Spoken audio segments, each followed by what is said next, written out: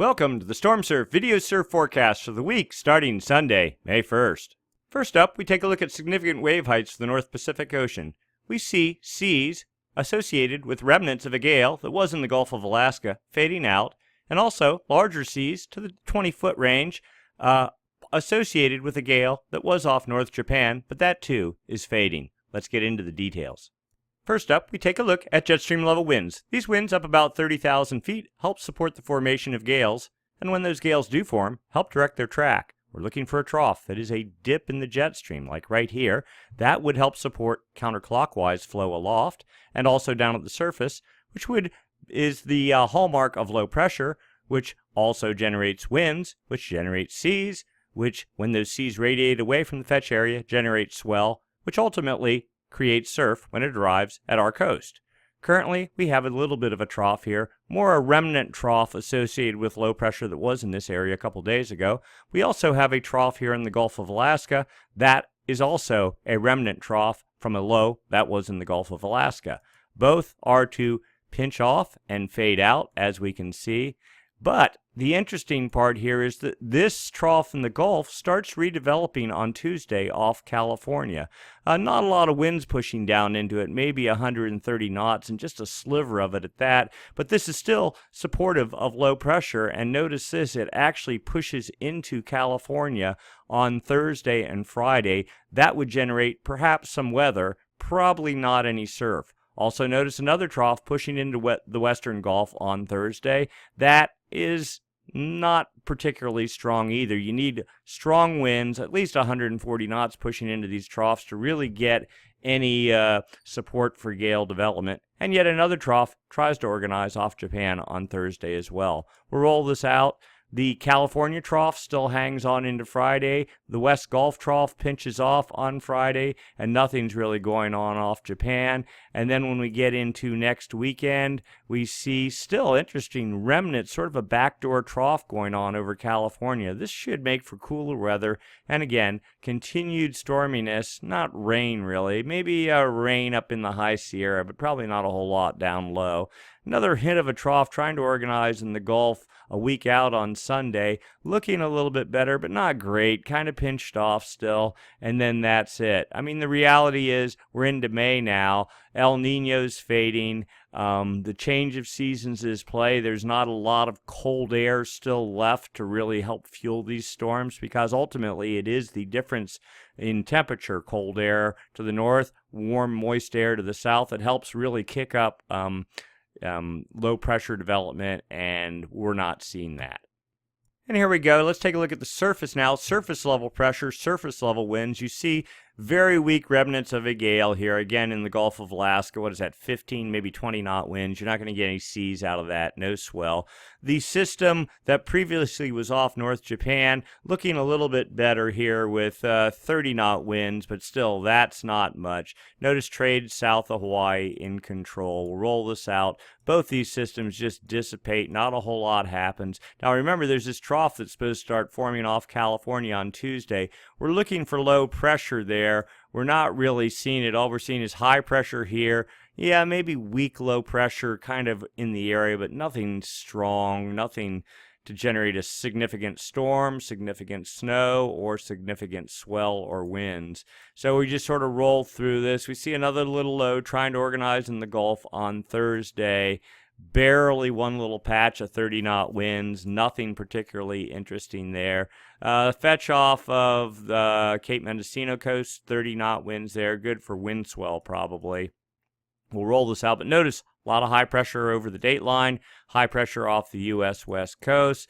We're looking for anything. Here's another little low that organizes supposedly Saturday north of Hawaii. That'd be good for wind swell perhaps for the islands.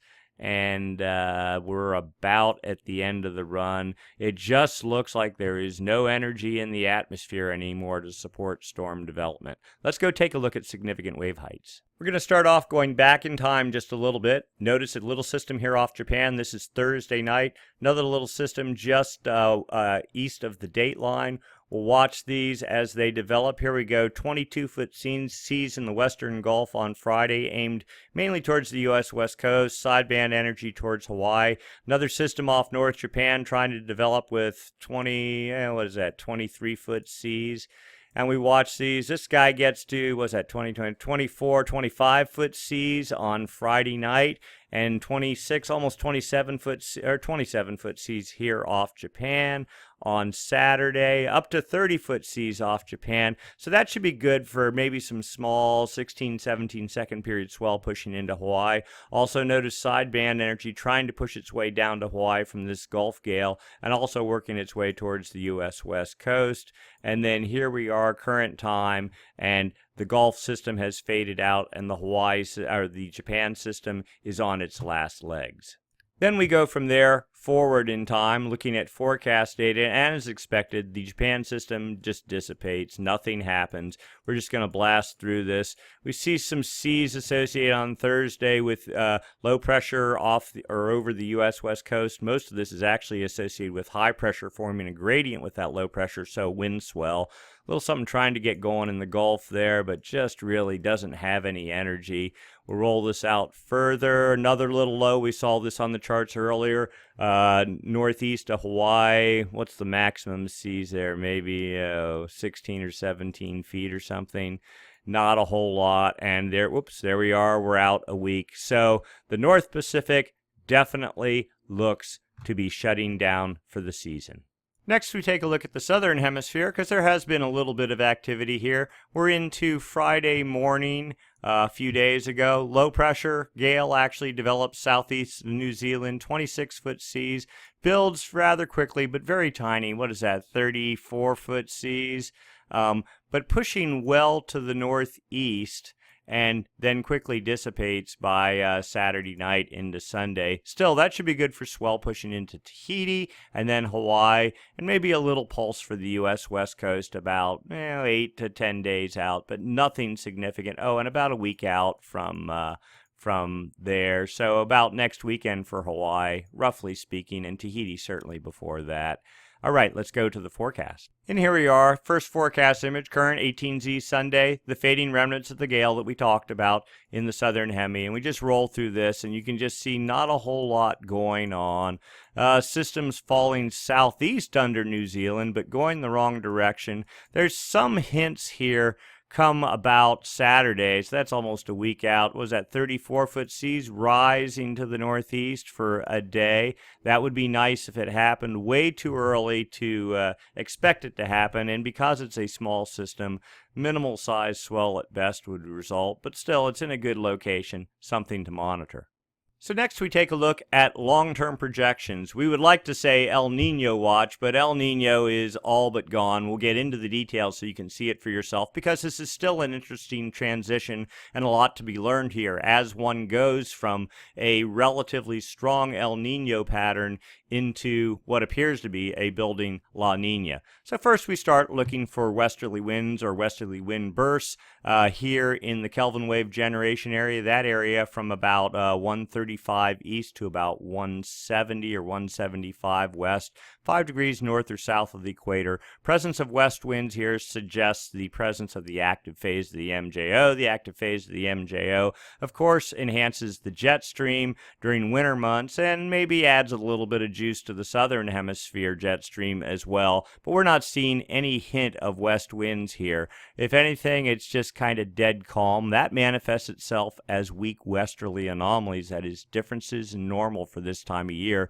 Normally this time of year you have trades the whole way through here. The lingering remnants of warm water here helps promote thunderstorm development, and that typically tends to result in westerly anomalies, but there is no warm water here to create a Kelvin wave from, that is warm water to push to the east. If anything, all the warm water that's typically here has been discharged through this winter with El Nino.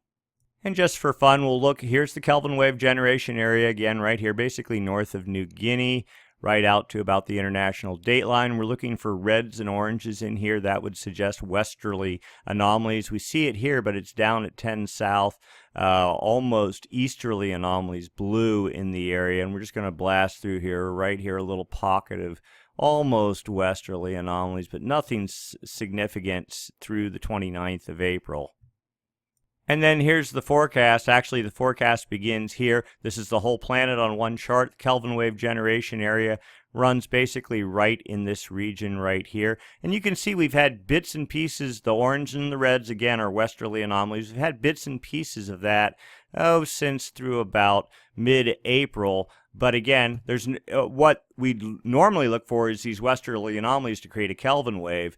But and a Kelvin wave, of course, is a ball or a pocket of warm water that travels under the ocean surface on the equator from west to east, and then erupts by the Galapagos, creating a warm pool, and that would give us some hint of a sign of a building El Nino. Yes, we have some westerly anomalies. This is the hangover from last year's El Nino, but what we see in the forecast is those westerly anomalies slowly dying out over the next week. So then in our desperation, we start looking for, well, is the active phase of the MJO coming, which could create some westerly anomalies, anything to try to, get us one last pulse of swell energy out of the North Pacific before we get into summer.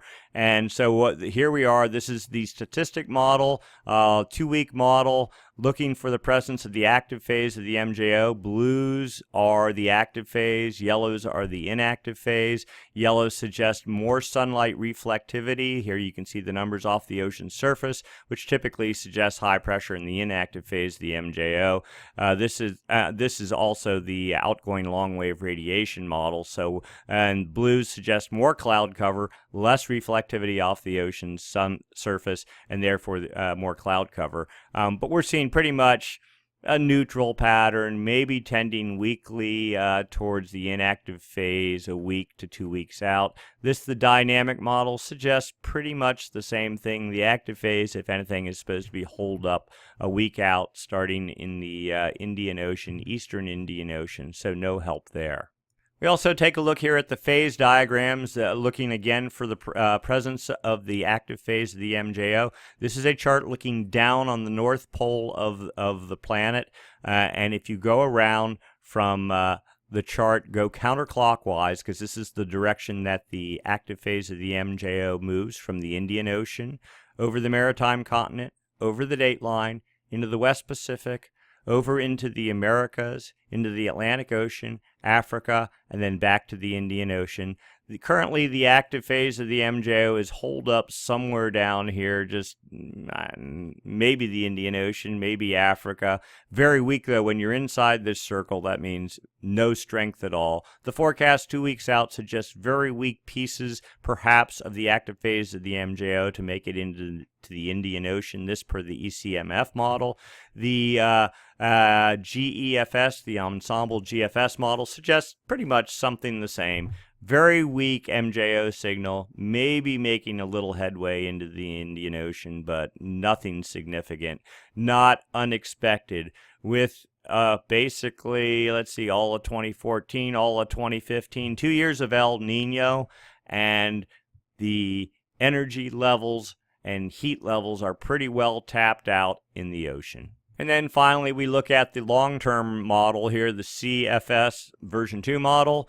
Now, this chart's a little bit different. It goes reverse. Back in time is back here. These were strong westerly wind bursts associated with El Nino in January and early March, and even a little pulse we got in April, but nothing real strong. And again, westerly wind bursts could not create a Kelvin wave. There was no warm water there. The forecast, and again, the Kelvin wave generation area sits right in this area here. So you can go right up through the chart there. And what you see is westerly anomalies. These yellows are westerly anomalies, slowly fading as we get into July. That's consistent with the demise of El Nino in that area. Let's add the MJO on top of that, and what you see is just basically no MJO pattern at all here, and supposedly a weak inactive phase building, basically for the month of May.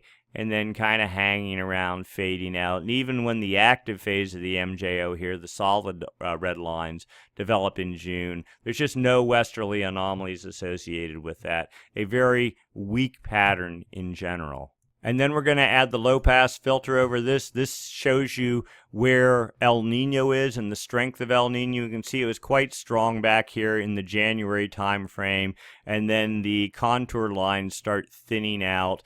And by the time we get into about June, it's all but gone. One last little contour here hanging on into July or so. We've talked some about El Nino, or the hangover from El Nino, influencing the atmosphere into the fall time frame. We still expect that to be the case.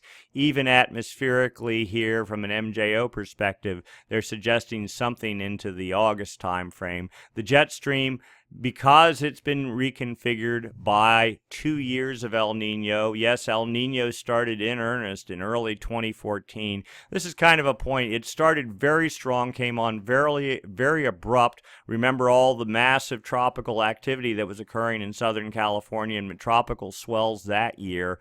A clear signal of El Nino and a shift from 5 years of sort of a La Nina type pattern prior to that, or just a dead pattern.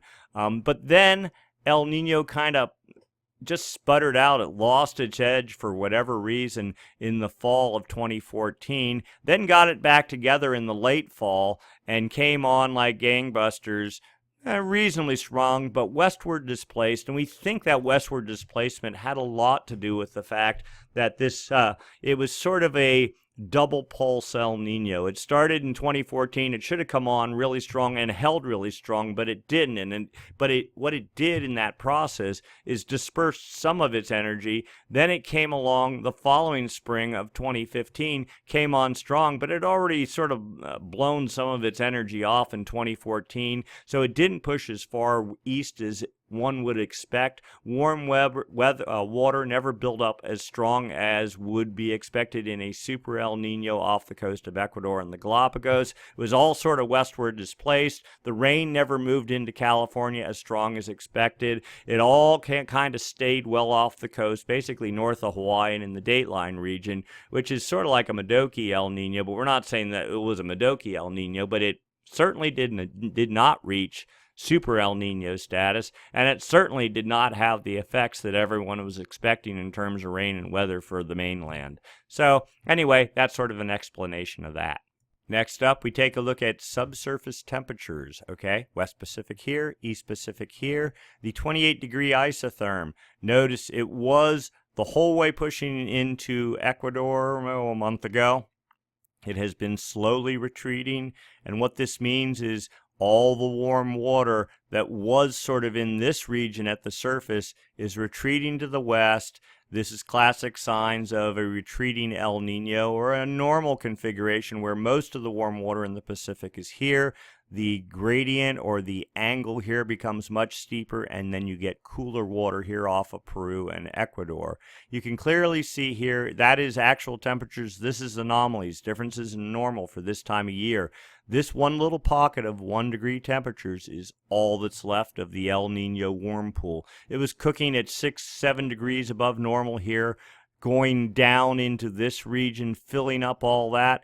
Now it's gone. One little pocket, and it's moving to the west, just like we saw here in this chart.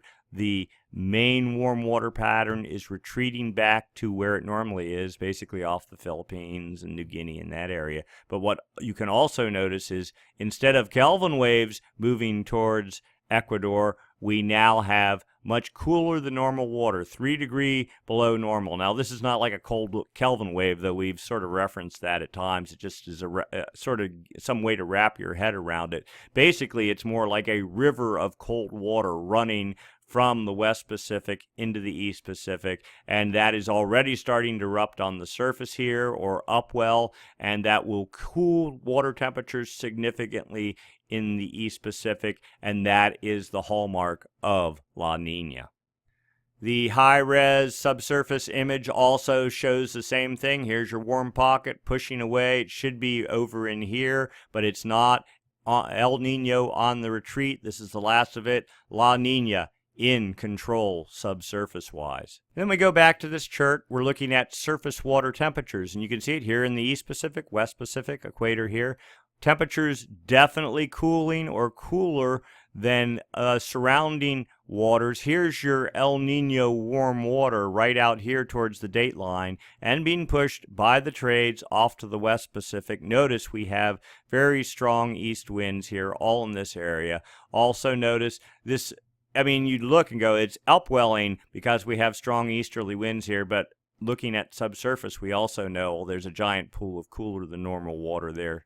That's working its way to the surface. Here's anomalies, differences in normal for this time of year. You can clearly see a -1 degree pool where it was previously in the +2 degrees or more, and out in here it was averaging in the +2.5 degrees or somewhere close to that 2.4 degrees at its peak.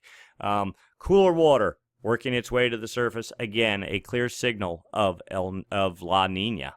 You zoomed in high-res water temperature data. Clearly you can see cooler than water normal building here along the coast of Peru. Here's Ecuador, Galapagos here, all there. And then also showing up as far out as almost south of Hawaii here. Well, 140 Hawaii is about down in here somewhere. So this big cool tongue starting to get traction and building.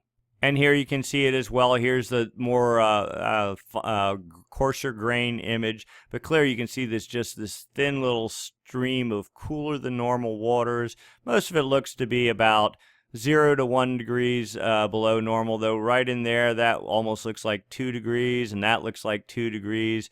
And so, you know, now here, this warm water here, either side of it is the remnants of El Nino, and that will continue to help influence things. But you can see that La Nina in some form is definitely getting traction. Here is the last of the really good warm water associated with El Nino. And El Nino really is only 5 degrees north and south of the equator. When you start getting up in here, that's not El Nino related or doesn't do anything to support fueling the jet stream and reconfiguring. Same thing down here. So if you go 5 degrees north or south of the equator and you're seeing there's really, it's only cool water, little pockets of warm water here, but you just, based on the subsurface view and all the cool water that's under the surface and the strong trades here, all this is going to get wiped out over the next month or two. At least that's the suspicion. And then finally the trend, you see cool water here, here, here. Now this is interesting. We see this is the 7-day trend. Temperatures have actually come up some along here. And that's, you go, oh, that's encouraging, that's good. Well, maybe, but, you know, given the subsurface profile and all the cold water that's there, it just seems hard to believe that temperatures are going to rebound magically somehow. Also note here, you can see the cooling trend along the U.S. West Coast as high pressure is dug in. Strong north winds blowing here.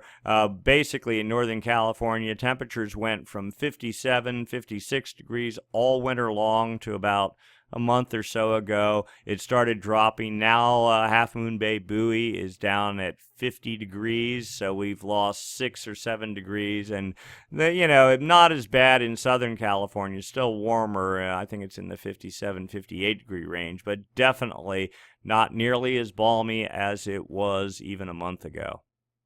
And finally, the sea surface temperature forecast for the Nino 3.4 region, that area between 120 west and 170. That's where what NOAA uses for measuring temperatures.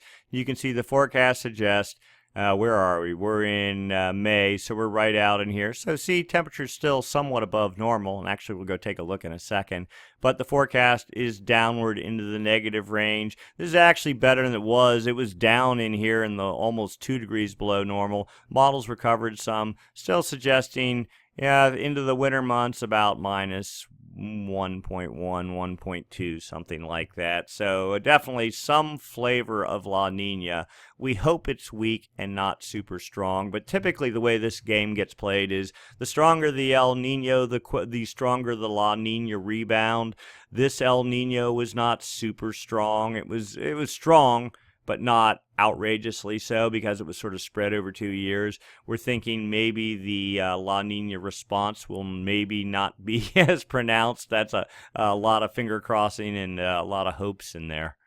And a real quick look at temperatures, actual temperatures in the CDS in the Nino 1.2 range. Notice it really dropped off here in late April, but has made a little bit of a comeback, and we saw that on some of the other charts. We expect that to be short-lived, and this will probably drop off into negative territory again. And the Nino 3.4 region, the main area for measuring El Nino, we see back in February temperatures were up, what was that, about 2.6, 2.7 or more, and we've been on this steady downward trend, and we know the trend is only going to go down from there because all that cool water that's sitting over in Nino 1.2 and Nino 3 region is advecting to the west, eventually going to encroach on the Nino 3.4 region, and it is in fact already, because we saw cooler than waters, normal waters out to about 140 west. So we expect this to slowly just continue to trail down towards negative territory.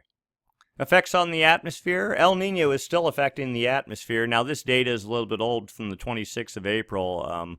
It hasn't been updated in 4 or 5 days, but I'm sure by Monday or so that it will get updated. But anyway, you can see negative anomalies. This is suggestive of, so this is the difference in pressure between Darwin, Tahiti and Darwin, Australia.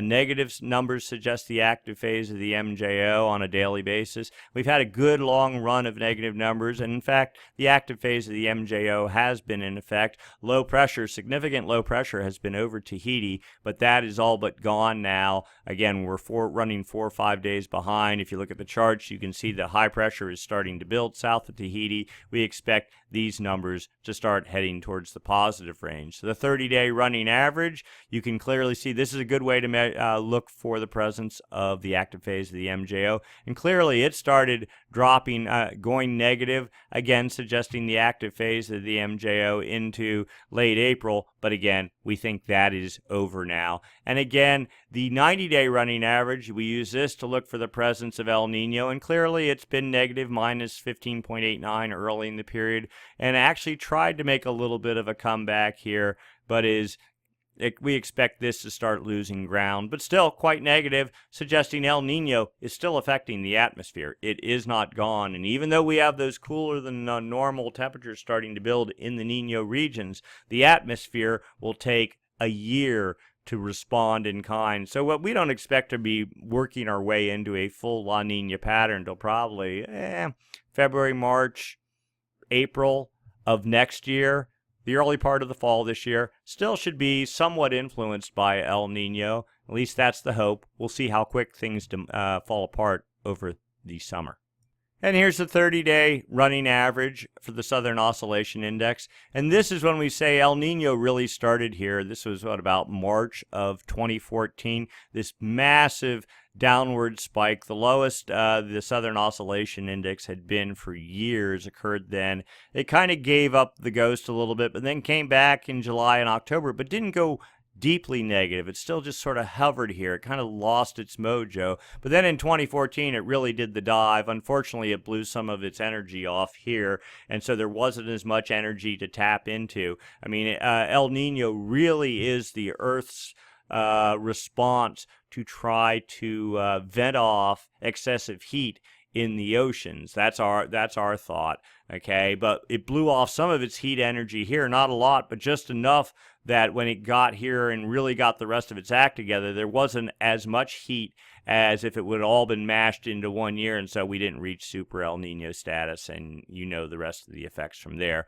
So anyway, here we are. Here's our most recent active phase of the MJO, but we expect this to start creeping its way up. And at some point over the summer, this index is going to get probably here right about in the neutral range by early fall probably. And finally, the ESPI. It's very similar to the Southern Oscillation Index. Difference in total precipitation between the area north of Darwin and here in the Nino 3.4 plus region, actually 3 and 4 and 5 region if there were such a thing. Anyway, and you can see actual rainfall anomalies here in this region again. But notice here, negative anomalies starting to set up here That's due to colder water. Cold water doesn't support a thunderstorm or storm or cloud formation over top of it. Things get very dry, and you can just see that sort of acting as a spike going right into the El Nino setup here. Anyway, the index right now is 0.96, still well above normal, indicative of El Nino, but we expect that to trail off over the coming months.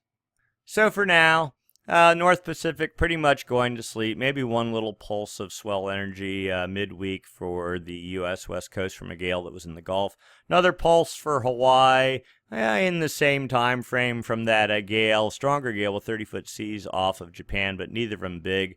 Also, a little tiny storm or gale that was in the southern hemisphere. Swell. Yeah, a week or so out for Hawaii and a little bit longer for the U.S. West Coast. Nothing really, strong suggested. Looking at the models, nothing in the North Pacific. Maybe another little gale in the southern hemisphere. Quite a few days out. Something to monitor. And, of course, El Nino slowly fading out. La Nina starting to get traction. MJO not doing anything. So it's been a good run of surf we've had this winter. Now we're going to pay the piper a little bit, but that's the way it goes. There'll still be surf. We'll probably get plenty of wind swell. It's really hard to go from months of pumping long period surf and some rain and snow and that whole thing to just sort of, now we're just sort of, it's kind of sad. I don't want to say depressing, but it's kind of hard to get excited at this point in time. But the science of the evolution of La Nina is interesting. We will continue to monitor it and do these forecasts as we have been. So that's it for this week. We'll do it again next week. Same time, same channel. See you then. Thanks.